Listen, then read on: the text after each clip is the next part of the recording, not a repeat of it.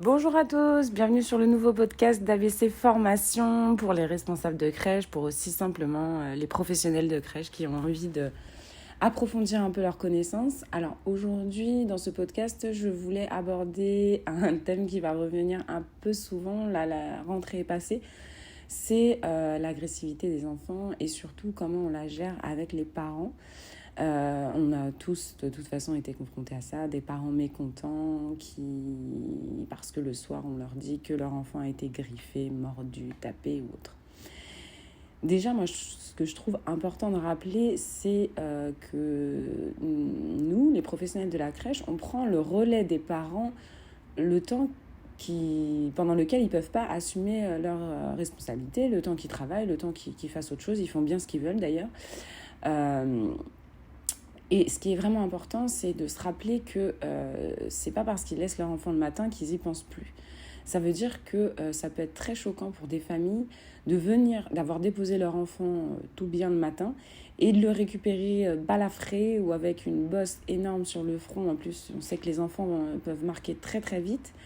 Donc, la première des premières règles, c'est toujours la transparence, c'est-à-dire peu importe ce qui s'est passé, même si c'est une toute petite griffure qui se voit à peine, avec le stress, avec le fait que, par exemple, si aux transmissions c'est oublié et que les parents le voient pendant la douche ou autre, ça va être très anxiogène. Donc il y a un petit truc, on appelle tout de suite, on explique très calmement. Déjà quand on appelle en tant que responsable de crèche, moi j'appelle toujours en disant tout va bien, vous inquiétez pas, parce que les parents quand ils voient le numéro de la directrice de la crèche ou du directeur, ils se disent oulala, il y a eu un accident grave.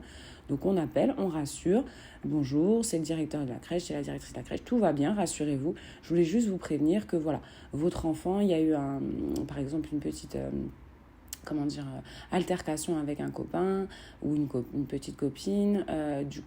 Voilà, il a été griffé, il a été mordu, il a été tapé, il a été griffé à tel endroit, etc., etc. De bien préciser. Il a pleuré, il n'a pas pleuré, on a mis de la glace, on a mis quelque chose, tout ça, tout ça. Et ensuite, on envoie la photo aux parents. Très important de nos jours, on peut le faire, c'est vraiment facile. Quasiment toutes les crèches ont des applis par lesquelles on transmet des photos. Si vous n'avez pas d'appli, c'est pas grave, hein, vous prenez avec votre tablette de section et vous envoyez directement par mail, par Messenger, peu importe le moyen de communication que vous pouvez utiliser. Mais il faut vraiment garder une trace de l'événement. Et aussi, ce qui est bien, c'est de prévenir les parents parce que nous, on est habitués à voir des chutes, on est habitués à voir des choses qui sont parfois impressionnantes, mais comme on a l'habitude, on n'est pas forcément choqués. Eux, c'est parfois leur premier enfant, il est jamais tombé, il n'a jamais peut-être eu de bobo. Et le fait de voir surtout le visage de l'enfant marqué, ça peut être très impressionnant. Donc le fait de montrer à l'avance, ça évite aux parents de découvrir ça le soir et du coup d'être vraiment en colère puisque inquiet en fait. Alors que là, on l'aura préparé, on l'aura appelé, on l'aura prévenu, on lui a envoyé la photo. Comme ça, c'est lui qui décide s'il veut venir récupérer son enfant ou pas, parce que c'est pas à nous de décider, c'est son enfant, ça reste son enfant, même s'il est sous notre responsabilité. Donc voilà, ça c'est vraiment le premier point que je trouve très très important. Et vous allez voir que dans la suite des événements, c'est la base de la base. Parce que la plupart des conflits qui ont lieu sur l'agressivité, ça va être soit sur des transmissions qui ont été mal faites, donc pas faites ou oubliées, ou soit sur le fait que, donc ça c'est le deuxième point, le parent est mécontent et il a le droit. Mais le fait de le prévenir, ça a quand même grandement atténué son stress, donc son mécontentement, son agressivité, etc. Ce qu'on peut faire aussi directement, quand on a appelé le parent et qu'on a placé la petite blessure de l'enfant, c'est directement de proposer, en disant, écoutez, moi je suis à votre disposition, si vous voulez qu'on en parle et que je vous explique un petit peu ce qui s'est passé, etc., n'hésitez pas, voilà. Ça permet déjà de ne pas attendre, on propose. C'est-à-dire qu'on ne va pas attendre que la cocotte minute déborde pour se montrer présent ou présente. On ne va pas attendre que le parent arrive le lendemain matin complètement survolté, complètement stressé, etc. pour demander des explications. Non, on anticipe toujours en disant, voilà, moi je suis disponible si vous voulez en parler ce soir, etc. on envoie la photo, comme ça le parent décide. Bon, s'il n'y a pas d'évolution dans la journée, on ne rappelle pas toutes les minutes, ça ne sert à rien, bien souvent c'est des petites choses. Ce qui est très important lors de cet appel, c'est bien sûr de ne pas donner le prénom de l'enfant agresseur, entre guillemets, puisque l'idée, c'est pas du tout de le stigmatiser, c'est pas non plus que l'autre parent le prenne en grippe ou que... Voilà. Donc, on ne donne pas le prénom de l'enfant qui a été agressé et on explique en disant que, vous savez, aujourd'hui, c'est votre enfant qui a été mordu, demain, ce sera probablement lui qui mord. Ça fait partie du développement normal de l'enfant. Ça fait partie des règles et limites aussi à appréhender, à apprendre. Et pour les apprendre, il va bien falloir les dépasser. Sinon, on ne va jamais leur dire que c'est interdit. Tant qu'on ne voit pas un enfant qui mord, on ne va pas lui dire que c'est interdit de mordre. Donc, il ne saura pas que c'est interdit de mordre. C'est vraiment des expériences. C'est aussi de la colère parfois, bien sûr. Mais ça fait partie du développement normal de l'enfant.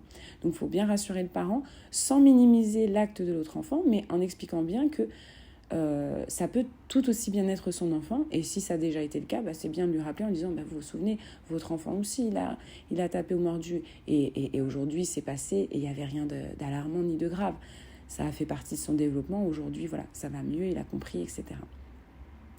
Donc ça c'est la première chose. Deuxième chose, donc c'est le cas où le parent est extrêmement mécontent de l'incident qui a pu se produire avec son enfant et où on va vraiment devoir, entre guillemets, ramer pour le rassurer. Alors, toujours en entretien individuel, c'est-à-dire que si on voit un parent qui arrive excédé en section, etc., l'idée, ça va être de l'isoler, de l'éloigner des enfants, de l'éloigner du groupe. Et on va utiliser la communication non violente, comme à chaque fois. Maintenant, vous allez avoir l'habitude à force. Alors, la communication non violente, c'est quoi ? C'est déjà reprendre ce qu'on comprend de l'autre, déjà. Et ça va permettre de le faire descendre en pression, puisqu'il se sent entendu, il n'a plus besoin d'hurler ou de se mettre en colère pour se faire entendre. Donc ça peut être, oui, je vois que vous avez été vraiment choqué par la morsure de votre enfant, vous avez eu peur, vous avez peur maintenant pour sa sécurité, c'est ce que j'entends, c'est bien ce que vous me dites, etc. Bon, selon les arguments qui sortent, donc voilà, de bien reformuler avec vos mots, pas avec les siens, pour voir si vous êtes bien sur la même longueur d'onde. Et pour faire baisser aussi un petit peu la pression. Et puis on va gentiment lui proposer, alors soit maintenant, soit plus tard, un rendez-vous individuel en lui disant, voilà, c'est une situation importante. Pour vous comme pour nous, on prend vraiment la pleine mesure de ce qui s'est passé. Il faut bien que le parent comprenne que c'est pas parce que nous, on a l'habitude de voir ça que pour nous, c'est juste enfant numéro 26 qui s'est fait mordre. Non, c'est aussi important pour nous. Et nous aussi, on a à cœur la sécurité des enfants, bien sûr. Même si ça fait partie du développement normal de l'enfant, c'est pas pour ça qu'on va pas essayer de l'éviter. Donc, du coup, voilà, pour nous aussi, la sécurité est importante. J'ai vraiment envie de prendre le temps d'échanger avec vous. Là, tout de suite, je ne suis pas disponible. Et puis, peut-être que le moment ne s'y prête pas vraiment pour qu'on puisse échanger de façon approfondie. Moi, j'ai envie d'être dispo pour vous. Du coup, je vous propose plutôt de prendre un rendez-vous ou de venir, ou qu'on discute ce soir quand vous récupérez votre enfant. Avant de venir le récupérer, vous passez au bureau et on en discute. Donc, première chose. En tout cas quand ça se passe mal, voilà, on va l'isoler, on va le mettre à l'écart des enfants, le parent, et on va lui proposer un rendez-vous formel au bureau où il pourra s'exprimer clairement. De deux choses l'une, déjà il va plus être hyper en colère parce que il sait qu'il va avoir ce moment d'écoute et d'échange, et surtout non, c'est juste ça en fait. Il sait, voilà, maintenant il peut attendre ce moment d'échange. Donc ce moment d'échange, il n'y a rien à préparer, on ne va pas faire d'écrit sur le moment où on reçoit les parents. On peut faire un écrit pour la famille, ça peut être bien de passer par écrit ces choses-là. Après, voilà, il n'y aura rien de grave, mais ça peut être bien de retracer un petit peu les événements en disant que tel jour à telle heure il y a eu tel incident, que tel professionnel a appelé le parent, que telle photo a été envoyée aux parents dans le courrier, dans le compte rendu entre guillemets d'entretien, vous remettez la photo de la blessure, que du coup le lendemain matin le parent est arrivé en section énervé, est inquiet, qu'un rendez-vous lui a été proposé, etc., etc. Et pendant le rendez-vous, évidemment, vous allez écouter. 90%, vous allez écouter. Voilà pourquoi on a 2 oreilles et une seule bouche, pour écouter 2 fois plus qu'on ne parle. Donc on va écouter, on va reformuler et surtout on va rassurer le parent. Alors pas en lui disant, on va pas mentir, on va pas lui dire, et d'ailleurs on va être honnête comme toujours, on va lui dire, écoutez, moi je ne peux pas vous garantir à 100% que ça ne se reproduira plus. On est dans une collectivité, on est avec des enfants, on est en crèche, donc ça fait partie en fait de la vie de la crèche. Ça fait partie, on va dire, des inconvénients. Il y a aussi des avantages. Et voilà, c'est le mode de garde collectif qui est ainsi fait. Donc voilà, on ne va pas lui garantir que ça n'arrivera plus jamais. Par contre, on va lui assurer qu'on va mettre en place tous les moyens pour éviter que cela se reproduise. Et là, il faut le faire vraiment, c'est-à-dire que ce n'est pas des paroles en l'air. Si c'est un problème qui est récurrent en section, il faut le travailler en réunion, il faut faire éventuellement de l'analyse de la pratique, il faut essayer de trouver des causes, de voir comment soit la journée, soit l'aménagement, soit l'attitude des professionnels peut être revue pour justement, c'est pas éradiquer ce problème, mais c'est quand même un problème. Soyons clairs, dans toutes les structures où j'ai vu beaucoup d'agressivité, c'est des structures où les équipes étaient pas très bien traitantes avec les enfants, où les gestes étaient brusques, où les paroles étaient vives.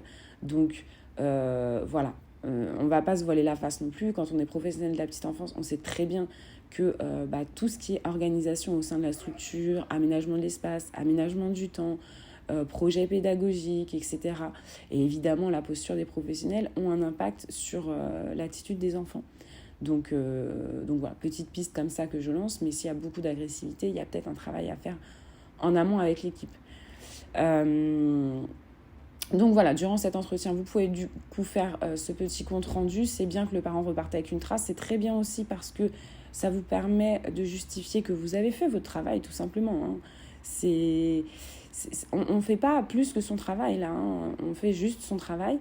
Et c'est important de garder une trace parce que le parent, il ne pourra pas dire dans 6 mois, par mauvaise foi, qu'il n'a pas vraiment été reçu, qu'on n'a pas vraiment pris en compte ce qui s'était passé avec son enfant, etc. etc. Voilà.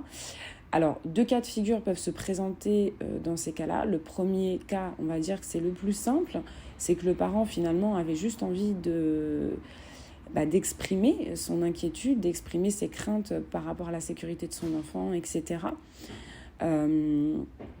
Et dans ce cas-là, en général, à la fin de l'entretien, voilà, ça s'apaise et quand on explique que voilà, on va prendre les mesures nécessaires. Et prendre les mesures nécessaires, on ne va pas jouer aux politiciens, on explique quoi concrètement. Ça peut être, par exemple, on sait qu'il y a un enfant qui est plus tactile, on va dire, eh bien on va déléguer peut-être une professionnelle le matin, une professionnelle l'après-midi pour être au plus près de cet enfant, pour être vraiment au plus près, peut-être lui donner la main, peut-être qu'elle le suive dans ses activités, même en périphérie de l'accueil des enfants, ou, voilà, des choses comme ça. Donc vraiment de donner concrètement, ça peut être de mettre en place une réunion, ça peut être, mais en tout cas, que le parent il sache quand même qu'il y a des choses qui vont être mises en place concrètement. Et ça veut aussi dire que vous avez à cœur le bien-être des enfants et que, encore une fois, c'est pas comment dire, une morsure parmi tant d'autres, hein, c'est pas grave. Hein. Non, si, c'est grave. C'est grave. C'est grave pour le parent et c'est grave de ne pas le prendre en compte. Parce que même si c'est, entre guillemets, normal, c'est quand même un comportement qui n'est pas socialement acceptable et sur lequel on doit travailler. Donc, premier cas, la discussion se termine bien. Voilà, le parent a été entendu, il a été compris. Vous avez pu aussi l'apaiser, vous avez pu expliquer, revenir peut-être sur les événements pour qu'ils comprennent bien. Et puis, à la fin de la discussion, on est vraiment désolé, il n'y a pas de problème, ça arrive, j'ai bien compris. Et on continue l'accueil de l'enfant sereinement. On fait toujours un petit retour à l'équipe sur le cahier de réunion ou autre, parce que c'est important qu'elle puisse savoir aussi dans quel état d'esprit s'est terminé cet échange. Qu'elle ne soit pas surprise si le lendemain le parent est très froid ou si le lendemain le parent au contraire est redescendu. Il y en a même qui s'excusent de s'être énervés, mais c'est tout à fait compréhensible. Quand on voit notre enfant comme ça, c'est tout à fait compréhensible parfois pour les parents de s'énerver ou autre. Donc voilà. Il faut leur dire qu'effectivement, le ton était peut-être pas adapté, mais qu'on peut comprendre l'émotion qui était forte. Et que la prochaine fois, il vaudra mieux passer directement par le bureau de la directrice ou du directeur. Comme ça, on règle ça directement en dehors de la présence des enfants. C'est bien aussi de rappeler les règles, même s'ils les ont dépassées ou autres, de rappeler que pour les prochaines fois, c'est pas comme ça qu'on fait. C'est plutôt comme ça qu'on fait d'ailleurs. C'est comme ça qu'on formule en communication non violente. On essaye au maximum d'éviter la négation. Donc plutôt que de dire c'est pas comme ça qu'on fait, c'est pas en venant dans la section et en criant que ça va arranger les choses, on va plutôt lui dire j'entends, je comprends votre agacement, je comprends votre colère, je comprends votre peur. Voilà, on a pu échanger là-dessus et vous apaiser et vous m'envoyez ravi. Par contre, la prochaine fois, c'est vrai que si vous avez des choses à dire par rapport à l'accueil de votre enfant, je vous inviterai à passer par le bureau parce que la section, c'est le lieu de vie des enfants et on essaye d'y maintenir un climat serein, calme. Voilà. On a le droit d'échanger un peu vivement, ça peut arriver, mais par contre, c'est entre adultes. Voilà. On veut préserver aussi les enfants. C'est bien de le rappeler. Et y compris le vôtre. Parce que le sien, il est là aussi. Donc, c'est bien de le rappeler aussi. Que c'est pas que pour les enfants des autres. Donc premier cas de figure, ça se passe bien, ok, super, on est trop contente, on a réussi, on avait peur mais on a réussi, c'est génial. Deuxième cas de figure, c'est le parent qui n'est vraiment pas content du tout, qui veut appeler la PMI, qui veut alerter, qui veut peut-être même porter plainte, qui veut chercher une fautive peut-être parmi l'équipe. Alors, de deux choses l'une, les familles qui surréagissent comme ça, soit c'est une très grosse blessure, soit, ou alors c'est qu'il y avait déjà des antécédents. Je m'explique. Des antécédents, ça peut être des petites choses dans l'accueil qui ne leur convenaient pas et qu'ils ont tues, parce qu'il y a des parents qui n'osent pas dire. Donc là, c'est très compliqué. Là, j'ai envie de vous dire, vous ne pouvez rien vous reprocher. Si vous n'avez pas vu de distance ou autre avec la famille, il y en a qui disent rien, donc on ne peut pas deviner. Donc il y a pu avoir des petites choses déjà qui ne leur plaisaient pas auparavant et ils n'ont pas osé en parler. Ça peut être aussi des familles, je pense aux mamans notamment. Il y a des mamans pour lesquelles c'est très compliqué de laisser son enfant en crèche ou ailleurs d'ailleurs, de confier son enfant tout court, de se séparer de son enfant. Mais au niveau familial, au niveau professionnel, ça peut être mal perçu selon le niveau, selon le milieu dans lequel on a évolué, on a grandi, etc. Donc il y a des mamans pour qui c'est beaucoup plus simple d'accuser la crèche de mal s'occuper de son enfant pour justifier le fait d'arrêter de travailler et de garder leur enfant, plutôt que de dire non, en fait j'ai envie d'arrêter de travailler et je veux m'occuper de mon enfant. Voilà, je sais pas si vous avez réussi à saisir, mais voilà, des fois selon la pression ça peut être du mari, de la famille, de l'environnement en général, dans certaines familles, la femme veut travailler, doit travailler, et voilà, elle le vivrait mal d'arrêter de travailler si c'était pas pour un cas d'urgence. Donc elle va créer un cas d'urgence, qui est que la crèche s'occupe mal de son enfant. Et ainsi justifier le fait qu'il faut absolument arrêter l'accueil immédiatement et que la seule personne possible pour s'occuper de l'enfant, c'est elle. Donc quand on sait, en fait, quand on connaît ce mécanisme, on le prend plus mal. On le prend plus mal et puis limite, on accompagne la maman dans ce sens-là en étant complice et en disant... alors quand on a vraiment capté le truc, parce que tant que c'est pas ça, on va pas se lancer à anticiper les pensées ou les intentions de la maman si c'est pas le cas. Mais si c'est le cas, c'est encore mieux de pouvoir dire oui, je comprends que c'est compliqué pour vous de confier votre enfant, c'est toujours difficile, vous savez, il y a certaines mamans qui y arrivent et puis il y a certaines mamans, c'est vraiment trop difficile et puis finalement elles décident de s'occuper de leur enfant et c'est le meilleur choix puisque c'est celui qui vous convient et donc ça ne peut être que le meilleur pour vous. Et c'est vrai, d'ailleurs, c'est très vrai. Peu importe le choix des parents, tant que c'est le leur, c'est le bon. Il n'y a pas un bon choix, un mauvais choix. Il y a un choix qui leur correspond et d'autres choix qui leur correspondent pas ou moins. Donc voilà, on va dire, donc ça va être pour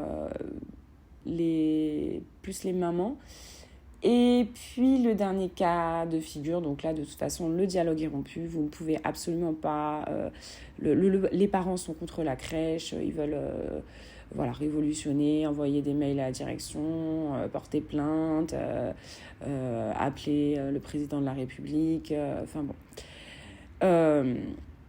C'est toujours très difficile la première fois on est confronté à ce cas, parce qu'en fait pour nous, un parent qui part, c'est comme si on a perdu. C'est comme si on avait perdu, c'est comme si on avait mal fait son travail, c'est comme si on n'avait pas réussi à le rassurer, alors que c'est absolument pas comme ça qu'il faut le voir. Et je vous explique tout de suite pourquoi. La première fois que j'ai été confrontée à un cas comme ça, c'était dans ma propre micro-crèche. Alors en plus, l'apothéose, quoi. Parce que c'était vraiment un gros cas. Alors, pour vous expliquer le passif de tout le passif de l'histoire, parce qu'en fait, il y a toujours un passif. Les gens qui surréagissent, il y a toujours un passif. On accueillait une petite fille qui avait 4 ou 5 mois à peu près, et qui a... La maman habitait juste au-dessus de la crèche. Donc nous, on occupait le rez-de-chaussée de l'immeuble. Donc le départ se passe bien, les transmissions se font normalement, la maman récupère son enfant, elle rentre chez elle. Et à 19h15, quelque chose comme ça, je sais plus si c'était moi ou une de mes pros, mais bon, en tout cas, en plein ménage, la maman redescend pour dire, non, je crois que c'était moi d'ailleurs, pour dire, regardez, elle a une très grosse bosse sur le front, personne ne m'a rien dit, qu'est-ce qui s'est passé? Effectivement, elle avait une très belle bosse sur le front, en haut du front, donc à la racine presque des cheveux, donc comme elle avait une petite mini frange, on ne voyait pas trop, donc je pense que la maman n'a pas vu au moment des transmissions, au moment du départ. Et nous, on n'a rien vu, on n'a rien, il n'y avait rien, personne ne l'a entendu pleurer, personne n'a rien vu, personne ne l'a vu ni se prendre un coup, ni se cogner, ni rien du tout. Donc elle revient excédée, voilà, elle a vu ça au bain, c'est inadmissible, comment on a pu ne pas la prévenir, qu'est-ce qui s'est passé, n'ayant pas d'explication, puisqu'on n'en avait pas. Moi je lui ai dit, je ne vais pas vous mentir et vous dire qu'il s'est passé quelque chose, je ne sais pas. Donc on verra demain, voilà, selon les dires de chaque membre de l'équipe, mais moi j'ai absolument aucune info là-dessus. La nuit, la maman, elle a fait que de penser à ça. Elle a fini le matin par l'amener au pédiatre qui lui a prescrit un scanner d'urgence parce que dans son angoisse, elle avait tellement, dramatisé qu'elle pensait que sa fille était tombée du plan allongé et qu'on ne l'avait pas prévenue. Donc voilà. Et... ses parents ont été reçus et c'est moi qui ai mis un terme au contrat.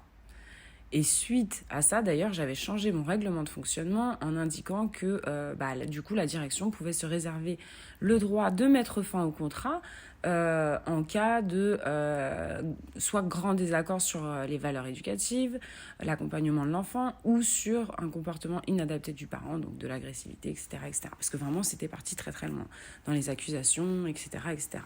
Elle avait appelé la PMI, évidemment.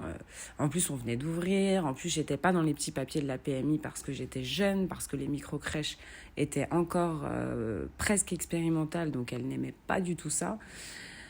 Mais elle avait rien pour ne pas me faire ouvrir, donc elle avait bien été obligée de me donner mon agrément. Et donc voilà, on n'était pas forcément très copines avec la PMI. Donc forcément, je pense qu'elle a été ravie d'avoir cette petite croustillance pour avoir un bâton pour me battre, on va dire. En tout état de cause, pour en revenir aux situations comme ça, il faut savoir que le passif de cette maman était autre. C'est qu'elle avait inscrit à la base son enfant à la crèche. Et puis quand on avait discuté, puisque la crèche était en ouverture, donc je faisais visiter, c'était encore un peu en travaux, etc. J'expliquais le projet. Et elle m'avait dit, mais vous cherchez pas des professionnels. Moi, je suis éducatrice spécialisée. Du coup, on était parti sur son profil qui était très intéressant. En plus, elle avait travaillé auprès d'enfants, etc. pour le poste de référente technique, sur dérogation, du coup. Et la PMI nous l'avait refusé. comme je vous disais, la PMI ne m'aimait pas beaucoup. Donc, du coup, tout son investissement dans le projet, toute l'idée qu'elle avait, qu'elle s'était faite, qu'elle allait travailler dans la micro-crèche, qui était, je vous le rappelle, l'étage en dessous de chez elle, et dans laquelle sa fille allait être accueillie. Donc, c'était un peu Disneyland pour elle, quoi. Et d'un coup, non, finalement, la PMI ne veut pas, la PMI refuse en fait la dérogation. La PMI ne veut pas qu'elle travaille en tant que référente technique et même pas en tant qu'accompagnante. Donc voilà. Et puis de toute façon, le poste d'accompagnante par rapport au salaire, etc., ça collait pas. Donc elle nous avait laissé la garde de sa fille, mais voilà, c'était vraiment... je pense que peut-être elle croyait que c'était moi qui avais changé d'avis au dernier moment. Peut-être, je sais pas. En tout cas, ça s'était un peu cristallisé autour de la crèche, sa rancœur et sa colère, et tout est ressorti au moment de cette bosse qui certes se voyait, mais bon, elle n'était pas non plus flagrante, puisque voilà, même la maman, au moment du départ, elle n'avait rien remarqué de spécial. Donc voilà, pourquoi on perd pas? Pourquoi on perd pas quand il y a des familles qui sont obtus? Vous savez, il y a des familles, il y a des personnes, parce qu'en fait, c'est pas des parents, hein, on est dans l'humain, on travaille avec l'humain, et c'est pour ça que ça rejoint toujours le développement personnel, la psychologie, le management, c'est vraiment lié à tout ça, puisqu'on travaille avec de l'humain. Il y a des personnes qui, pour X ou Y raisons psychologiques et mécanismes dont on n'a pas besoin d'avoir la connaissance là pour comprendre, ils vont avoir besoin d'en rajouter. Ils vont avoir besoin de montrer, de surmontrer, de surjouer qu'ils sont mécontents, que vraiment, voilà, ils ont besoin de se faire respecter, ils ont besoin de, voilà, là, la coupe est pleine, et on voit qu'ils surjouent, on le sent qu'ils surjouent. Alors, au début, on va être dans l'écoute, on va être dans l'empathie. Oui, j'entends, je comprends, nani, nana. Oui, bien sûr, votre réaction est tout à fait compréhensible. Votre crainte est légitime. Nous allons mettre en place les mesures. Nana. Et si la personne, si la famille continue, tout simplement de dire, écoutez, moi, ce que je vois, c'est que aujourd'hui, ce que je peux vous proposer et ce que je vous propose ne vous convient pas. Dans ce cas, si nous ne trouvons pas de solution, arrêtons l'accueil de votre enfant. Mais il faut aller au bout, en fait. Parce que même si... Alors, je sais que quand on est responsable, débutant, mais c'est une montagne à franchir. C'est juste un truc de ouf. Vous allez sûrement pas endormir de la nuit d'avant. Voilà, c'est quand on a l'impression de virer quelqu'un, que ce soit un salarié ou un parent, c'est toujours vraiment, on le vit très mal. Mais vraiment, d'expérience, vraiment, je vous assure, croyez-moi, que se traîner un parent ou une famille de boulets pendant 3 ans, qui à chaque petit cheveu de travers va venir vous faire une scène, va venir... voilà, il y a des parents, ils partent loin, ils peuvent vous faire des... comment ça s'appelle là quand tout le monde signe... pétitions, voilà, des pétitions. Ils peuvent être contre une salariée, ils peuvent vraiment vous enquiquiner la vie pendant 3 ans. Alors des fois, c'est mieux de passer un moment difficile quand on voit que la personne, de toute façon, n'est pas en mesure de revenir dans la réalité, en fait. Je me rappelle, à cette maman, je lui avais dit, mais vous comprenez bien qu'on ne pourra jamais avoir un sol en trampoline et des murs en chamallow. Donc, votre enfant va forcément se cogner un jour. C'est évident. Et ça, quand les parents ne veulent pas l'entendre, laissons-leur la primeur de la grosse première gamelle et ils vont vite comprendre que non, même eux, ils ne sont pas surpuissants et ils ne pourront pas éviter ça. C'est impossible. Donc, le mieux, des fois, c'est d'arrêter le contrat, d'arrêter l'accueil. Voilà. Il faut essayer de garder au maximum des relations les meilleures possibles jusqu'à la fin, les plus cordiales jusqu'à la fin, vraiment. Donc, préparer le départ de l'enfant comme un départ normal, avec une petite... je ne sais pas ce que vous faites dans vos crèches, mais bon, moi, je faisais une petite fête pour l'enfant, pour qu'il dise au revoir à tout le monde. Il repartait avec des photos, ses trucs d'activité et tout. On prépare ses affaires, etc. On met un petit mot aussi dans l'entrée pour dire que tel enfant va partir, etc. Bon, alors, quand c'est dans des cas comme ça, quoi que si, moi, je trouve que c'est même bien de jouer la transparence et de dire, tel enfant part. Ouais. quand on a peur, parce que j'allais vous dire oui, mais si on met un mot, les autres parents peuvent dire ah bon, il s'en va, il déménage, bah non, il déménage pas. Bah, là, l'idée, c'est de rester professionnel. Vous le savez, on est soumis à la discrétion professionnelle.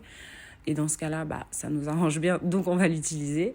On l'utilise autant quand ça nous arrange que quand ça nous arrange pas. Et on va tout simplement dire non, ce sont pour d'autres raisons qu'il quitte la structure. Point. Ok. Voilà, je crois qu'on a fait à peu près le tour de la question.